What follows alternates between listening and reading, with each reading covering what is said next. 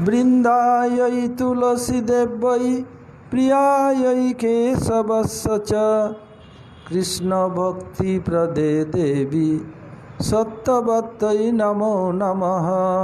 एक साथ हरे कृष्ण कृष्ण कृष्ण हरे हरे, हरे राम राम राम हरे हरे। मैं सबसे पहले अस्मदीय परमाराध्य गुरुपाद पद्म ओम विष्णुपाद परमहंस स्वामी अष्टोत्तर शत श्री श्रीमद् भक्ति वेदांत श्रील वामन गोस्वामी महाराज एवं ओम विष्णुपाद परमहंस स्वामी अष्टोत्तर शत श्री श्रीमद् भक्ति वेदांत श्रील नारायण गोस्वामी महाराज एवं समस्त गुरुवर्ग के श्री चरणों में अनंत कोटि साष्टांग दंडवत प्रणति ज्ञापन करता हूँ। तदनंतर उपस्थित नरसिंह महाराज समस्त भक्तों को यथायोग्य प्रणाम एवं सादर अभिनंदन। आप लोग श्रवण किया ब्रह्म संहिता, जो कामधेनु है जब भी चाहे तभी दूध, ऐसे ही नहीं, वो कामधेनु भी आप जो चाहेंगे ये कामना पूरा करती। इतने लोग के व्यवस्था के भोजन के कर देती हैं तुरंत। हाँ, जो कामना करते, प्रमाण दे रहा हूँ। जब विश्वामित्र राजा थे तब वशिष्ठ ऋषि के आश्रम में सेना के साथ आए थे पानी पीने के लिए, और वशिष्ठ ऋषि सब रहने की भोजन सब सुंदर व्यवस्था कर दिया। तभी तो कामधेनु छीन के ले जा रहे थे और डकार रही थी कामधेनु, नाम था नंदिनी। उनको देखा, बोले मैया मैं क्या करूं राजशक्ति के विरुद्ध में, तो हुंकार करने लगी। उनके योनि से सेना निकली और विश्वामित्र राजा के सब सेना को मार भगाया। योनि से निकलने के कारण नाम हुआ यवन। केवल दूध दे जभी दो ऐसे नहीं, सब कुछ करती है, सब कामना पूरा करती है। और श्रीमान महाप्रभु केवल क्यों पंचम अध्याय ले आए? 100 अध्याय में से वो तो भगवान इच्छा करते लिख लेते, या प्रकाश क्यों नहीं लाए? ये बाद में आएगा, इसमें धीरे धीरे जब आखिर की ओर जाएंगे आप लोग, उसमें आएगा। 100 अध्याय के समस्त सार इस पंचम अध्याय में है, इसलिए इसको ले आए महाप्रभु, समझे? हाँ, 100 अध्याय में जो है उसका सारांश पंचम अध्याय में है, इसलिए इसको ले आए। ये आएगा बाद में इसका। और एक है लाए थे कूर्म पुराण के एक पन्ना, कूर्म पुराण के केवल एक पेज लाए थे, जिसमें दिखाया कि रावण छाया सीता को हरण किया, असल सीता को हरण नहीं कर सके। उसमें तालपत्र में लिखवा करके संयोजन कर दिया। पुराना पन्ना ले आए एक ब्राह्मण को दिखाने के लिए। ये 3 चीज लाए थे महाप्रभु। अब आते हैं चतुर्थ नामापराध, श्रुति शास्त्र निंदनम।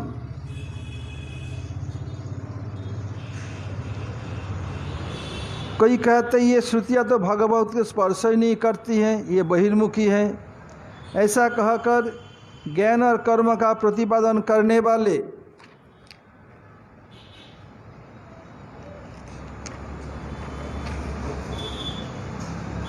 समस्त श्रुतियों को जिस मुख से निंदा की जाती है, उसी मुख से ये श्रुतियों का व्यक्तियों का बार बार अभिनंदन किया जाए तब, और हरिनाम का अनुष्ठान किया जाए तब श्रुति से निंदा नाम अपराध से रोक हो सकते। डिटेल्स बता रहा हूँ इसमें।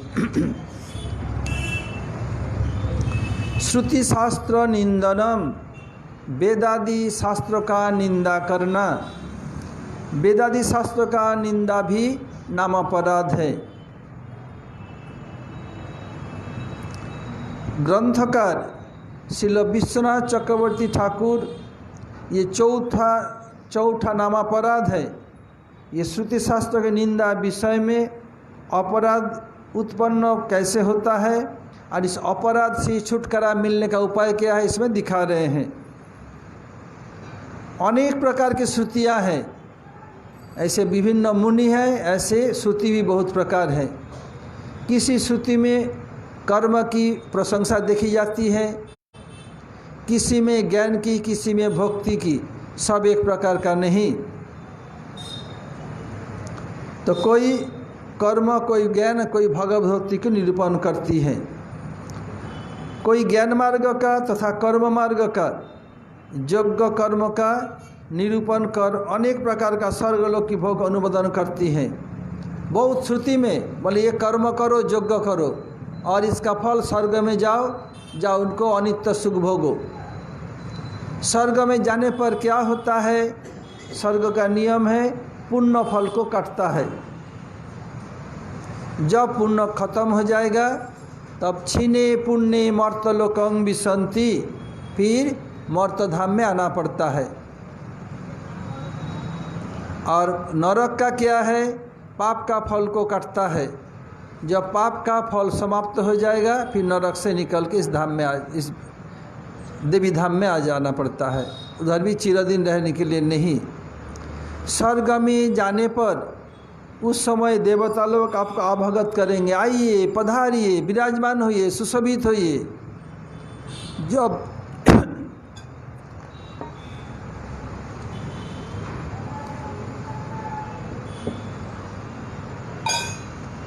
जब पुण्य क्षय हो जाता है तब क्या होता है?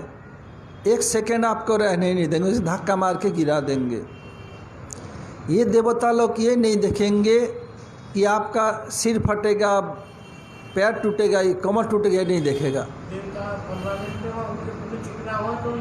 वो लोग परमानेंट नहीं हैं। वो लोग भी ऐसे बन के गए हैं जैसे इंद्र एक पोस्ट है, सूर्य चंद्र सब पोस्ट है, परमानेंट नहीं है।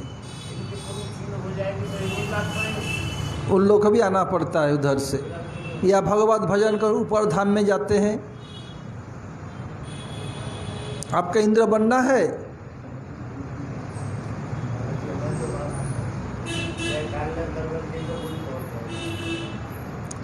तो, और स्वर्ग क्षय हो बस छिने पुण्य मर्तलोकं विशन्ति। जैसे आप बैंक में पैसा रखा, प्रतिदिन विथड्रॉ करने लगे, एक दिन तो जीरो बैलेंस हो जाएगा। ऐसे ही जो पुण्य के प्रताप से लोग स्वर्ग जाते हैं और प्रतिदिन पुण्य फल थोड़ा सा कटता है, जब जीरो बैलेंस हो जाएगा तब आपको वैसे धक्का मार के गिरा देंगे।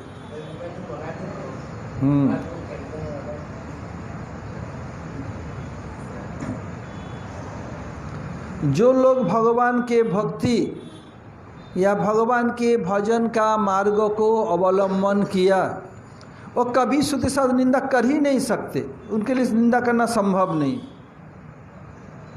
क्योंकि शास्त्र वचन में विश्वास करने का नाम ही श्रद्धा है। और श्रद्धा ही क्या है? भक्ति मार्ग का पहले सीढ़ी है, पहला सोपान, पहले सीढ़ी। जब वो भजन कर रहे हैं, श्रुति निंदा कैसे कर सकते हैं? कौन करते हैं? जो कर्मी एवं ज्ञानी। बोले ये कैसे हो सकता है, ये संभव नहीं, वही लोग निंदा करते हैं।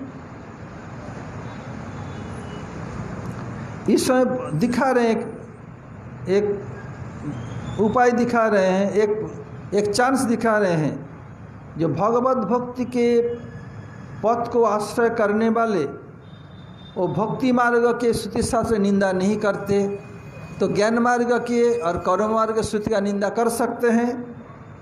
ये संभव है। जिन लोगों ने इस लोक का भोग और सर्वलोक का भोग और मुक्ति को तुच्छ समझकर भगवत भक्त का आश्रय लिया है, वो ज्ञान और कर्म के प्रतिपादक श्रुतियाँ और उनके अनुगत जो कुछ है उसका कोई भी वर्णन या प्रशंसा न देखने पर क्रुद्ध हो जाते हैं और श्रुति भक्ति का स्पर्श ही नहीं है। ये लोग क्या है? वो बहिर्मुख या निंदित है। जो लोग बोलते हैं कि इसमें श्रुति और उनको अनुगत शास्त्र में श्रवण कीर्तन भजन कोई वर्णन अथवा प्रशंसा जो नहीं देखते क्रुद्ध हो जाते हैं। भक्त लोग यदि किसी श्रुति शास्त्र में भगवत भजन की प्रशंसा न देखें, उनको गुस्सा आना स्वाभाविक है। वो निंदा नहीं करते लेकिन गुस्सा आता है। बोले क्या श्रुति शास्त्र है, ये भक्ति का जब स्पर्श नहीं किया तो लोग बिगड़ते हैं।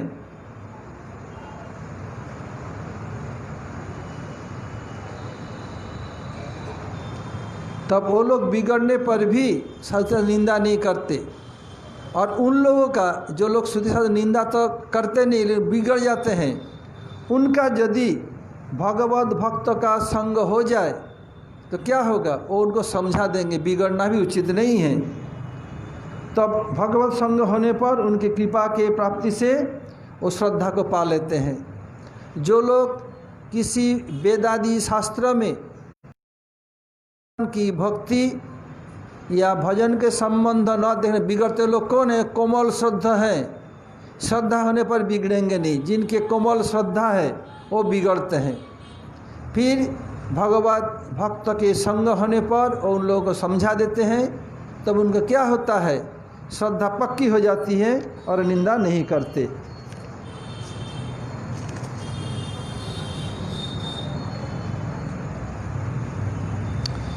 बताया श्रद्धावान जन है भक्ति अधिकारी, उत्तम मध्यम कनिष्ठा श्रद्धा अनुसारी। क्या होता है, ये श्रद्धावान जन ही भक्त के अधिकारी होते हैं। जो लोग ऐसे सौभाग्य से वंचित हैं, ब्रह्म सायुज्य मुक्ति की स्पृहा करते हैं, कामना करते हैं, वो लोग क्या है, ये वैचित्रहीन ब्रह्मानंद प्राप्ति का प्रदर्शन करते हैं। ऐसे करने पर भी जो बोले क्या ज़रूरत है, एक काम करो, हम ज्ञान मार्ग में जाएंगे, हम भगवान से मिलके एक हो जाएंगे, ब्रह्म सायुज्य मुक्ति ये दोनों हम आसानी से प्राप्त कर लेंगे। फिर ऐसे करते, क्योंकि श्रुति में भी इसका वर्णन है, इस श्रुति को ऐसे बार बार आलोचना करते करते क्या होगा, ज्ञानी साधक भी साधन काल में मौत का संग प्राप्त यदि कर लेते हैं थोड़ा सा भी, तब क्या होगा, वो परम वैचित्र में, अनंत वैचित्र भगवान में, उनका भगवान के रस में प्रलुब्ध होकर क्या करेगा, ज्ञानानंद मुक्ति तुच्छ समझकर वो ज्ञान मार्ग छोड़ करके क्या करेंगे, भक्ति मार्ग में आ जाएंगे। जो उदाहरण दे रहा हूँ, जैसे चतुस्सन सुखदेव गोस्वामी, उनको पहले भक्ति लेन देन नहीं था। यद्यपि सुखदेव गोस्वामी कौन है, राधा जी के सुख हैं, फिर भी नरवत लीला में दिखा रहे हैं ब्रह्मानंद में विभोर थे। और विशेष करके वो तो ब्रह्मानंद, चतुस्सन भी ब्रह्मानंद विभोर थे, उन लोगों का कोई लेन देन नहीं था। यदि किसी का बेटा कुपथ में जाए, बाप का बहुत चिंता होता है, ये मेरा बेटा को ऐसे कर रहा है, ऐसे ही कर रहे हैं। जैसे शिष्य क्या पारमार्थिक बेटे होते हैं, शिष्या पारमार्थिक बेटी होती है। यदि कोई शिष्य कुमार्ग में जाए, गुरु का दुख होता है, ऐसे मेरा शिष्य कुमार्ग में जा रहा है, वो कैसे लिया जाए, क्या साम दान दंड भेद से उसको लाइन में लाते हैं। ऐसे बाप भी क्या करते हैं, यदि बच्चा कुमार्ग में जाता है, बाप को दुख होता है, तो ब्रह्मा जी क्या किया, किसी समय किसी भक्त ने भगवान नारायण के चरण में चंदन, जो मलय चंदन, उसका चंदन और तुलसी कोमल कोमल मंजरी भगवान के चरण में दिया। उनकी सुगंध हवा में बहते हुए आए और चतुस्सन के नाक में प्रवेश की। इतना सुंदर सुगंध कहाँ से आ रहा है। ब्रह्मा जी का प्रार्थना है, प्रभु इन लोगों का भक्त बनाइए। ब्रह्मा के प्रार्थना के कारण उनका सौभाग्य उदय हुआ और उस गंध को सूंघते हुए गए कहाँ, वैकुंठ में। जिस वैकुंठ में 7 दौड़ी पार करके अब अंतिम में पहुँचने वाले थे। वैकुंठ में 4 दरवाजे हैं और 2-2 करके रहते। कौन रहते हैं, रक्षक द्वारपाल बोलते हैं। चंड प्रचंड प्रागदारे जाम्ये भद्र सुभद्र को वरुण नाम जय विजयो सोमे धाता विधातरो। श्लोक याद है, याद तो किया था गुरुदेव, क्या करूं, इधर इधर करते करते और रिवाइज नहीं करता, भूल जाता हूं। बोलो रामचंद्र वर्णना का श्लोक बोलो, प्रथमটা একটু বলে দিন। কি বন্দনা বন্দামহে,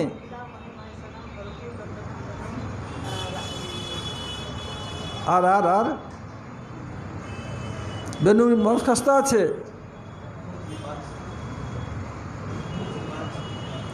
বন্দামহে মহেশানাম হরকো দণ্ড খণ্ডনম जानकी हृदयानंद चंदनम रघुनंदनम।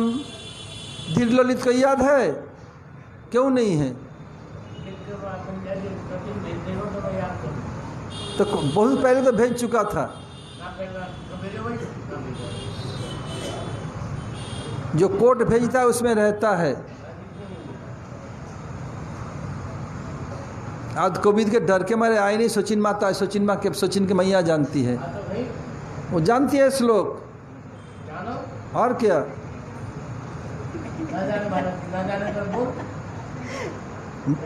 आपके सामने बोलेंगे नहीं, बोलेंगे तो आपका अपमान हो जाएगा, इसलिए बोलेगी नहीं। रोज तो अकेले में हो रहा है, सबके सामने थोड़ी हो रहा है। नहीं सबके सामने नहीं कराएंगे। तो ऐसे क्या होगा? ऐसे ज्ञानी फिर वो लोग क्या हुआ, ये भगवान के भक्त बने, ये चतुष्सन चार कुमार।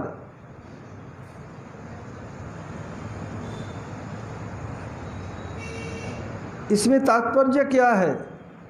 जो स्वेच्छाचारी विषयासक्त व्यक्तियों को स्वर्ग आदि सुख में प्रवर्तित न करने पर वो धर्म कर्म से विमुख हो जाएंगे।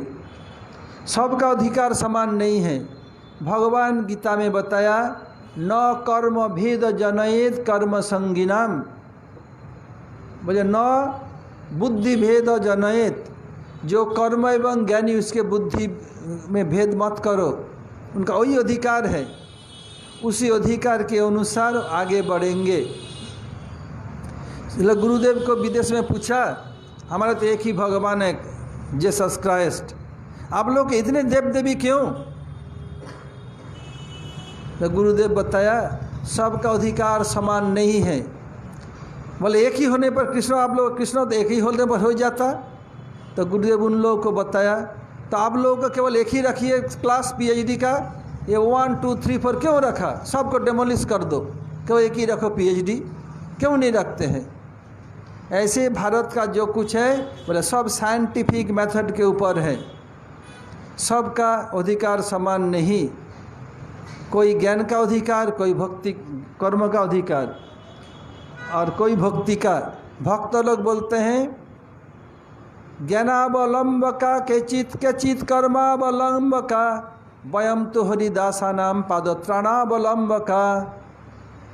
बोले कोई कर्म का आश्रय कर रहे हैं, कोई ज्ञान का। हम लोग क्या है भक्त लोग? वयम तो हरिदासा नाम, हम हरिदास के यानी वैष्णव के पादत्राणावलंब का, उनके जूते के खड़ों के आश्रय लेते हैं। भारत में देव देवी कितने हैं? देव देवी कितने हैं? 33 करोड़। आपने बताई तो सारे बच्चे और उनके करोड़ देवता तो 33 है। तो 33 करोड़ देवता कहाँ प्रमाण है? जब कोर्ट में आर्गुमेंट होता है, कुछ होता है, तो उनको ये दिखाना पड़ता है, कहाँ 33 करोड़ देवता कहाँ लिखा है? 12 बच्चे और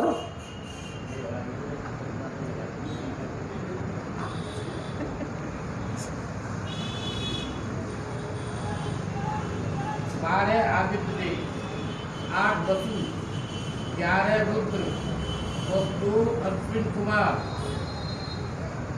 ये है 33 करोड़। वो 33 का करोड़ कैसे हो गया? इनके बाल बच्चा सब होके हो गया। भाषा में कोटि शब्द प्रकार में आया है, और कोटि मतलब प्रकार नहीं, प्रकार के देवता। शास्त्र में श्लोक है 33 करोड़ देवता है। अरे कोटि शब्द प्रकार में आया है। हाँ, मैं समझा। जाना जाता है, वो करोड़ में जाना, कोटि करोड़ में जाना था। इनके एक एक करोड़ समर्थक है होने के कारण ये। हाँ, मैं समझ लिया, लेकिन शास्त्र में श्लोक है। 10 साल पहले महाराज जी ने मुझे लिखवाई थी। हाँ ठीक है, ये भी कोई कहते हैं शास्त्र में श्लोक है डायरेक्ट, देवता 33 करोड़ देवताएं हैं, शास्त्र में श्लोक है। धीरे कोर्ट में आएगा, जो कोर्ट भेजता है ना, हाँ उसमें धीरे धीरे आएगा, पूरा श्लोक दे देंगे। प्रतिदिन तो एक एक भेजते हैं, प्रतिदिन तो भेजता है।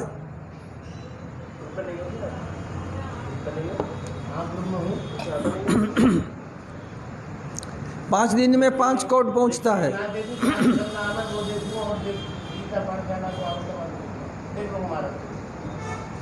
इसलिए जो इस जगत के सुख, परजगत के सुख में जिनका मन रमा हुआ है, उनको यदि बाधा दिया जाए वो विमुख हो जाएगा।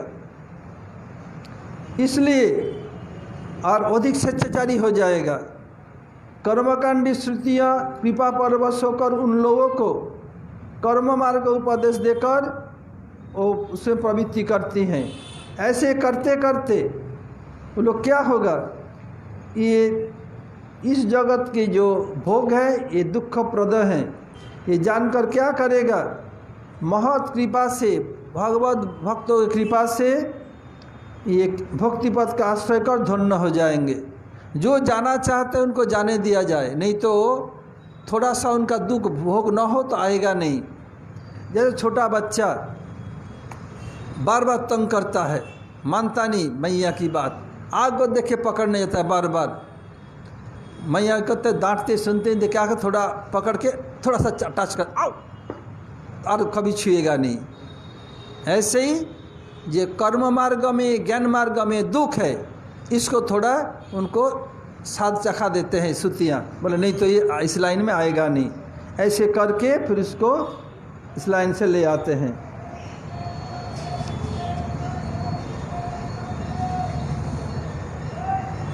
श्री विश्वनाथ चौधरी ठाकुर ग्रंथकार क्या किया, नामोपराध में पहले साधु निंदा, फिर बताया क्या, विष्णु एवं नामा शिव के नाम, जो विष्णु नामा गुणादि सकलम धिया भिन्नम पश्यत सकलो रिणामित अरित कर, इसमें ब्रह्मा शिव विष्णु सबको अलग, विष्णु से अलग अलग भगवान मानना, या दूसरे दिखा रहे हैं शिव अर्थात मंगलमय।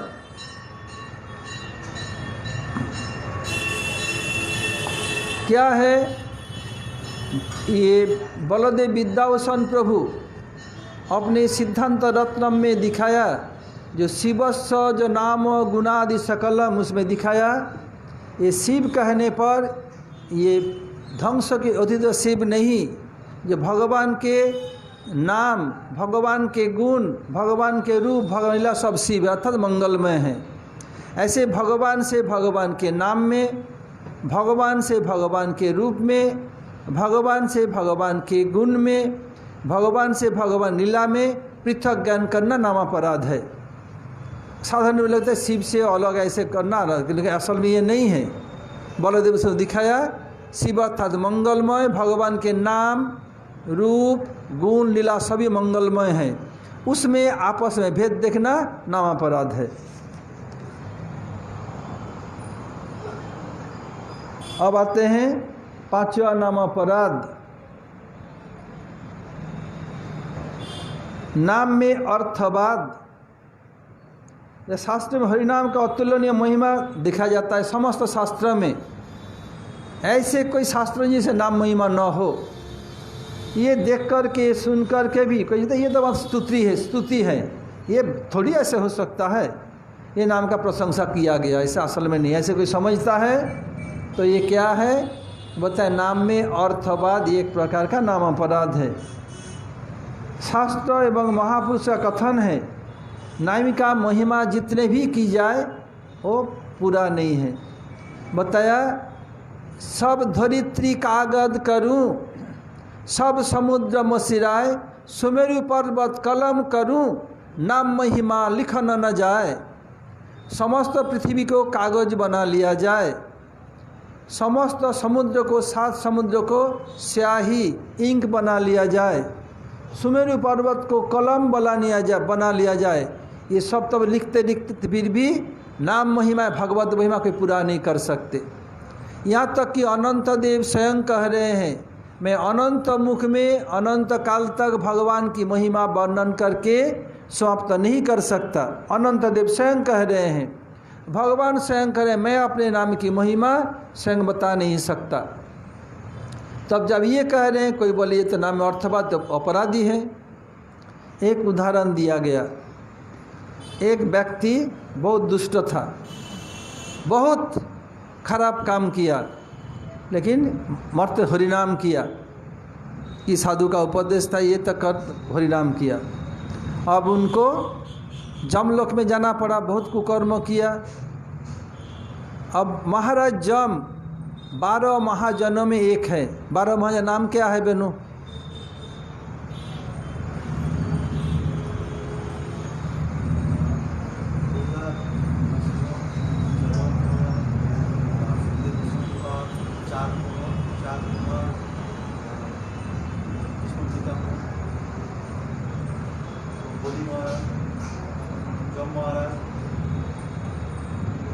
আর দুটো বাকি আছে, শিব ব্রহ্মা।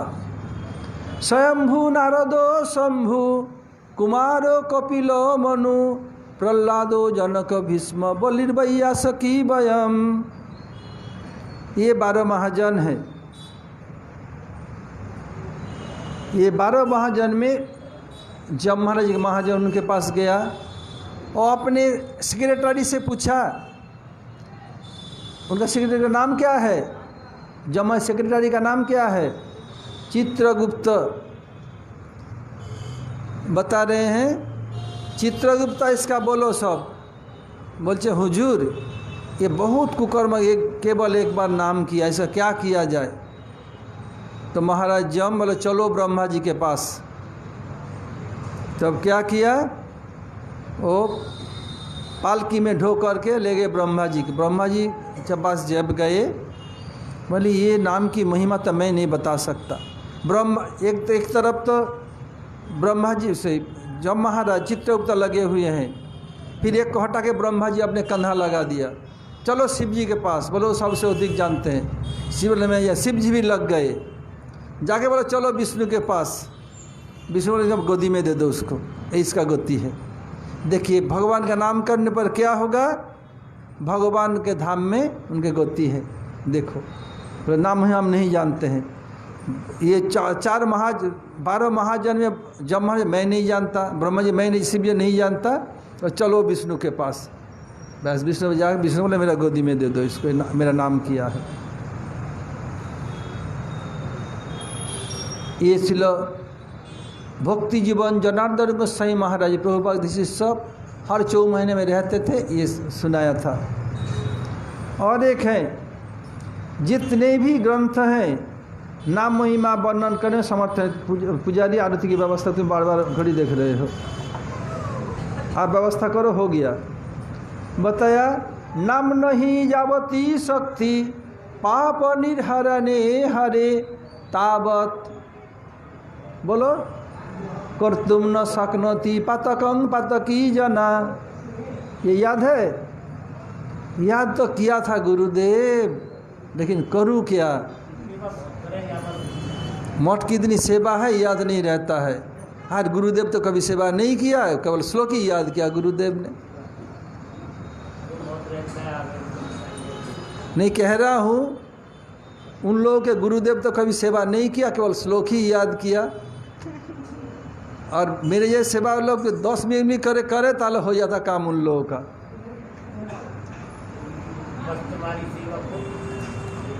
जैसे उदाहरण दिया कि कौन है रत्नाकर दस्यु, इतने लोगों को मारा, ब्राह्मणों के जनेऊ से कुएं के कुओं को भर दिया। अब नारद ऋषि जा रहे थे, उनको मारने के मुदगर उठाया, ठहरो। वो नीचे उतार ही नहीं सके, मार नहीं सके। बोले तुम जो इतना पाप कर रहे हो, तुम्हारा पाप का हिस्सा कौन लेगा? मैंने कहा मेरी माँ है, बाप है, पत्नी है, बच्चे। बोले कोई नहीं लेगा, पूछ क्या हो? बोले साधु बाबा तुम भागने के फिराक में हो ना, मैं इतना बुद्धू नहीं हूँ, बेवकूफ़ नहीं हूँ। बोले बेटा तो एक काम करो, मेरा हाथ पैर सब पेड़ के साथ बांध दो। और तुम तो देख ही ले, तुम मारना चाह, तुम्हारा हाथ नीचे उतरा ही नहीं, फिर भी तुम्हारा संग मुझे बांध के जाओ। ठीक है, बांध के चला गया। जाके अपने बाप से पूछा, बोले पिताजी आप लोगों को मैं पालन पोषण करता हूँ, ऐसे काम के द्वारा मेरा पाप का भाव आप भी तो लेंगे ना, पाप का कमाई आप खाते हैं? बोले नहीं, बिल्कुल नहीं। बोले क्यों? बोले मेरा कर्तव्य तुम्हें पालन पोषण करके बड़ा किया, खिलाया पिलाया। अब तुम कमाऊ बन गया है, अब तुम कमा करके मुझे खिलाएगा। तुम पाप से कमाओ और पुण्य से, ये मुझे देखना नहीं है। मैं नहीं जानता तुम ऐसे पाप कर खिला रहे हो, तो तुम्हें मना करता, मैं पाप का भाग नहीं लूँगा। तुम अपना कर्म अपना भुगतना पड़ता है। सब अपने कर्म से लेके दुखी हुआ, माँ के पास गया, माँ तुम भाग लेगी ना पाप का? बोले नहीं बेटा, मैं तुम्हें गर्भ में 270 दिन धारण किया, फिर कितने मुश्किल से तुम्हें पाला पोसा। अब तुम्हारा कर्तव्य, हम वृद्ध हो चुकी हैं, हमें पालन पोषण करना बच्चे जैसे, मैं पाप ताप का भाग नहीं लूँगा। अब गए पत्नी के पास, पत्नी बताया नहीं, तुम गुरु अग्नि पुरोहित सबके सामने साक्षी दे के मेरा पानी ग्रहण किया, तुम मेरा पालन पोषण करोगे। तुम्हारा पाप का भाग मैं नहीं ले सकती, पूर्ण करोगे आधा भाग मैं ले लूँगी, पाप का 1% भी नहीं लूँगी। हाँ हाँ, ऑटोमेटिक चली जाएगी उसके पास। हाँ, पति जो अच्छा करेगा उसका फल, पुण्य फल पति ऑटोमेटिक चला जाएगा। हाँ, लेकिन पाप का फल नहीं लेगी, वो चाहे ले सकती है लेगी नहीं। तो क्या हुआ? अब सुनो सुनो, अब दुखी हो के आए। बोले कोई नहीं होता, बताया। बोले क्या करूं? बोले राम नाम जप करो, राम राम। मुख में आया ही नहीं, इतना पाप किया। बोले ये पेड़ का डाल क्या है? बोले मरा है, जो सूखा डाल था बोले मरा है। बोले मरा बोलो, मरा मरा राम राम, उल्टा नाम जपत जग जाना, वाल्मीकि भय ब्रह्म समाना। ऐसे उल्टा नाम जप करते करते वाल्मीकि ब्रह्म समान, भगवान के समान जगत पूजनीय जगत वंदनीय हो गए हैं। बोले ये तो बेकार की बात है। कोई कहे बोले ये तो मैं देखा नहीं, मानता नहीं। अरे बेवकूफ़, तुम नहीं देखा नहीं और कोई देखा नहीं? उस समय जो लोग थे उन लोगों ने देखा। तुम जब मर जाओगे तो तुम्हारे और लोग बाद में आने वाला, मैं देखा नहीं, तुम बोले ये व्यक्ति नाम से कोई था ही नहीं। ये कोई तर्क नहीं है। उस समय के जो थे उसे देखा। इसमें वर्णन किया शास्त्र में, उल्टा नाम जपत जग जाना, वाल्मीकि भय ब्रह्म समाना। ये समस्त जगत जानते हैं। वाल्मीकि उल्टा नाम, राम राम का उल्टा क्या है? मरा मरा राम राम हो गया। फिर बताया जैसे आप लोग मथुरा में हैं और जो लोग बाहर से भी मथुरा में आते हैं टूरिस्ट टूर के लिए या काम के लिए, बिजनेस के लिए, नौकरी के लिए बस जाते हैं, तो बताया मथुराया विलोमेन लुप्पन्ते मध्यमाक्षरम। मथुरा का विलोम करने पर, पीछे से उच्चारण करने पर क्या होगा? मथुरा फिर रा थू म, और इसके बीच का अक्षर को हटा दो। राथुम के बीच को उठाने पर क्या रहेगा? राम। मथुरा राथुम, बीच का कौन सा है? थू, उसको हटा दो, राम। बताया मथुरायाम विलोमेन लुप्पन्ते मध्यमाक्षरम जस्य मुखे इदम नास्ति तस्य मुखे मध्यमाक्षरम। अर्थात इस जगत में आकर के मथुरा धाम का आश्रय लिया करके क्या है, मथुरा को विलम्ब करो, मैं पीछे से चरा थू मध्यम हटा दो, थू को हटा दो, तो राम मतलब जिसके मुख में राम राम नहीं है उसके मुख में बीच का अक्षर उसके मुख में था। इसलिए क्या है, जब मथुरा में कोई जन्म लिया है, कार्य बसाया है, तो क्या करना है, सदगुरु चरणाश्रय कर, सत्संग करो और राम नाम जप करो। राम अर्थात केवल दशरथ पुत्र के राम नहीं है, इधर राम अर्थात क्या है, कृष्ण, राधिका रमन, राधा रमयती राम, जो राधा जी को आनंद देते उनका नाम राम है। मतलब वैदक दिशा सर्वस्व मूर्त लीलाधिदैवतन श्री राधा रमय नित्यम राम इत्तविधीयते। फिर काल व्याख्या करें, यहीं तक रहे। हरे कृष्ण। वंशा कल्पतरुभ्यश्च कृपा सिंधु भैव च पतितानां